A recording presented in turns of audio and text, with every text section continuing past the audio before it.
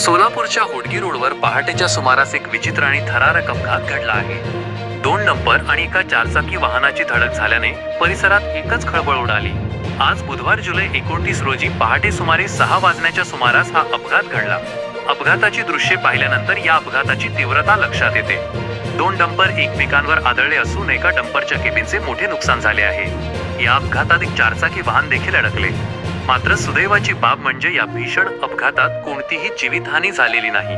प्राथमिक माहितीनुसार तिन्ही वाहनांचे चालक जखमी झाले असून त्यांच्यावर उपचार सुरू असल्याची माहिती आहे. अपघाताची माहिती मिळताच पोलीस घटनास्थळी दाखल झाले असून घटनास्थळाची पाहणी करून पुढील तपास सुरू आहे.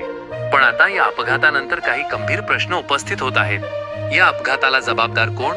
वाहन चालकांची वाहतूक नियमांबाबतची शिस्त नसणे, की रस्त्याचे काम सुरू असताना रोड कॉन्ट्रॅक्टर कडून आवश्यक सुरक्षा फलक, दिशादर्शक फलक आणि बॅरिकेडिंगची योग्य व्यवस्था नसणे, की मग वाहतूक सुरळीत ठेवण्यासाठी पोलीस प्रशासनाची व्यवस्था पुरेशी नसणे? कारण रस्त्याचे काम सुरू असताना वाहन चालकांना पुढे धोका आहे, रस्ता बदलला आहे किंवा काम सुरू आहे याची स्पष्ट माहिती देणारे सुरक्षा फलक आणि योग्य वाहतूक नियोजन असणे अत्यंत गरजेचे आहे. आज सुदैवाने जीवितहानी टळली आहे, पण वाहनांची अवस्था पाहता अपघात किती गंभीर होता याचा अंदाज येतो. प्रशासन, संबंधित रोड कॉन्ट्रॅक्टर आणि वाहन चालकांनी या घटनेची गांभीर्याने दखल घेण्याची गरज आहे. कारण सवाल अगदी साधा आहे. आज जीवितहानी टळली, पण उद्या एखादा मोठा अनर्थ झाला तर त्याची जबाबदारी कोण घेणार?